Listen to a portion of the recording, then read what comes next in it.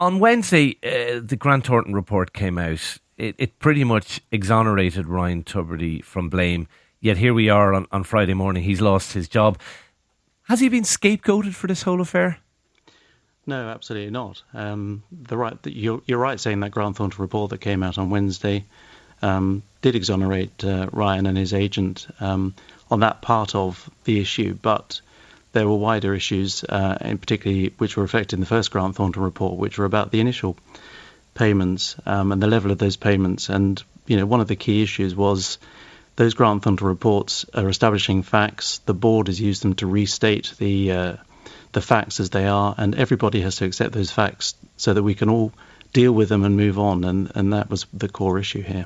Yeah, I mean, there's no surprise in the line Ryan has taken on this. I mean, he and Noel Kelly have constantly said that the Renault payment was a commercial deal. It wasn't his salary at RTÉ. He's kind of stuck to that line.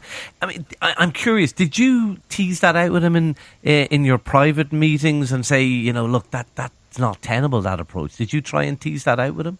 Look, I had a number of conversations with Ryan because I was trying very hard to find a way, in the right way, that Ryan could come back to RTÉ.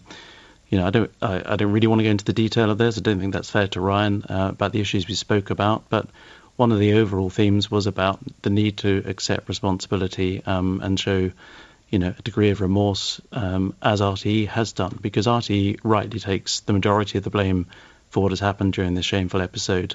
But everyone involved needs to take the right amount of blame for their own actions and for the actions of their teams around them. Is it about Ryan never saying he was sorry for what happened?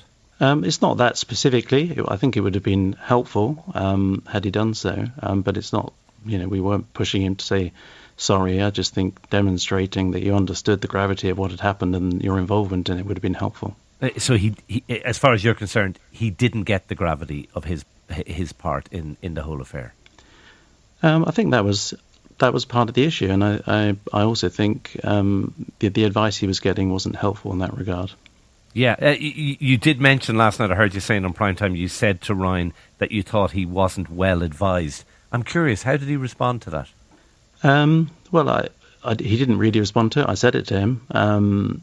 I said to him I thought it was surprising / shocking that given when the second Grant Thornton report came out on Wednesday, that we had a broad agreement on the broadest terms and a contract on the table to try and bring him back. I thought it was very surprising and very damaging that the statement then came out with the content it did from his side. I was very taken by something you said on Primetime last night. You spoke about how you'd said to Ryan about the need to take responsibility and show the appropriate amount of contrition, and you went on to say RTÉ had taken responsibility for its errors, and then you went on to say it's important everyone is honest and straightforward in their approach and demonstrate that. I mean, the implication here is you don't believe Ryan was being honest and straightforward in his approach. I don't want to get into a slanging match with Ryan. I have a lot of time for Ryan. He's a very talented broadcaster and he's a decent guy, and we had good personal conversations.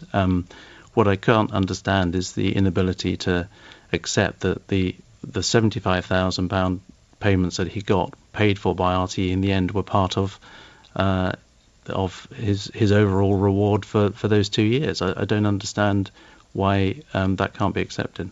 I heard somebody point out also on Primetime there's a certain irony in the fact that Ryan was initially criticised, and a lot of people say legitimately so, for not correcting the record in relation to his salary. Now he's been criticised and has lost his job for correcting the record, at least as he sees it. Well, I don't think he was correcting the record. I think he was going back to an old argument, which is not the record. The record now is what Grant Thornton set out. The restated salaries are what they are, and everyone has to accept those and not try and go back to a previous argument, which is, I think is widely not really accepted. Just in relation to the nuts and bolts of what happens next, will Ryan Tubridy repay the top up? Will he repay that? Is there an agreement in relation to that? There's not an agreement now. The agreement was that was part of the arrangement to return, that he had agreed he would pay that if he returned to RTÉ. So it now becomes a matter for Ryan and to make his own decision about that. It's kind of a moot point now, I suppose, but the 170,000 salary, did that include the podcast, or would he have been paid an additional amount for the podcast? No, it included the podcast. I mean, I don't want to be in a position of overcomplicated contracts with presenters. I've said before, we're going to publish them now in real time. There's going to be a single contract, and there's not going to be side letters or side deals. Okay. Is that 170,000? Now, admittedly, all shows are different. It's only a 1 hour show, so it's not an exact replica. But is that pretty much the benchmark for future contracts, do you think, for top broadcasters? I think it's probably it's a good starting point. It's hard to set a benchmark. You have to deal with everyone individually. And part of what we look at is how many hours people are broadcasting, the commercial impact, the successes in the JNLRs, the audience figures. So, these are all considerations that form the framework for negotiations. Is Ryan still being paid?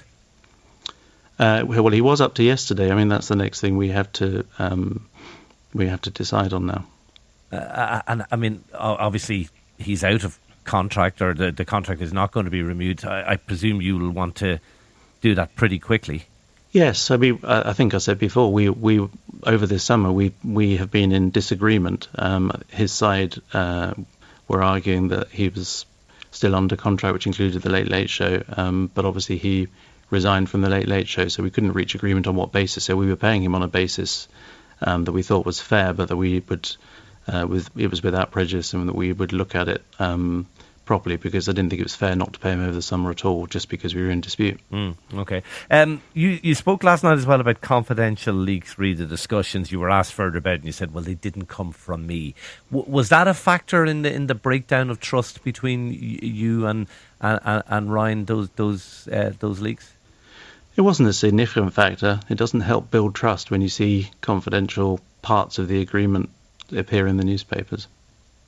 And was there something specifically that infuriated you or annoyed you or irritated you when you saw not really. it? No, and this wasn't a decision taken based on being infuriated or annoyance or anger. This was a decision taken given the circumstances, given the facts in front of me, and given what was right for audiences, for RTÉ, and for rebuilding trust. So it wasn't based on annoyance or irritation, but when trust is the key thing I'm trying to rebuild here at RTÉ, and the leadership team are working with me on rebuilding trust, everyone has to buy into that, and everyone has to behave in a way that inspires trust and doesn't undermine that.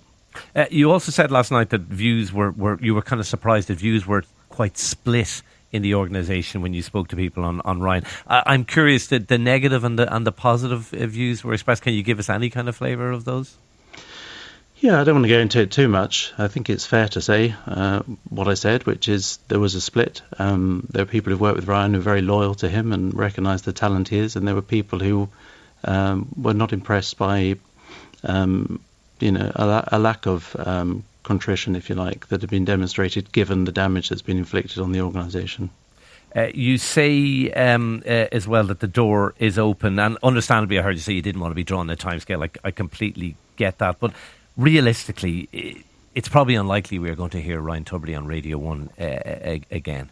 I wouldn't say that necessarily. It's unlikely in the immediate future, but I wouldn't rule anything out. And he's a very talented broadcaster, and he has a connection with significant parts of the audience. So I wouldn't rule that out. But he's also got a lot of other interests in other areas that we might be able to work with him on in future. Okay. Ivan Yates says RTÉ will run out of cash by Christmas, and that the company or RTÉ has now become insolvent. Is he right, particularly with the licence fee revenue decreasing? Are you seriously worried about the financial implications? Is he right about running out of cash by Christmas? No, he's completely wrong about that. I was surprised to see that. But there is a financial difficulty. You have borrowings of €95 million, I think, and that's before. That's also incorrect, by the way. Is anyway, it? Okay. Yeah. Okay. What is the figure for borrowings? Well, I don't think we want to get into these are very important commercial parts, but that figure's wrong. It's too high. No, we're not going to run out of cash before Christmas, but we are seriously concerned about the downturn in licence fees. Clearly, we've already reached €4.5 million that is a hole in our income that we were hoping to use for content. So I need to keep a really careful eye on that. But my work is to rebuild credibility and trust in the organisation so that people take a new look, hopefully, and do pay the licence fees. And I should underline, the vast majority of people are still paying their licence fees, and I'm really grateful for that. Okay. Well, look, thank you indeed for taking the time to talk to us this morning, Kevin Bakhurst, Director General of RTÉ there.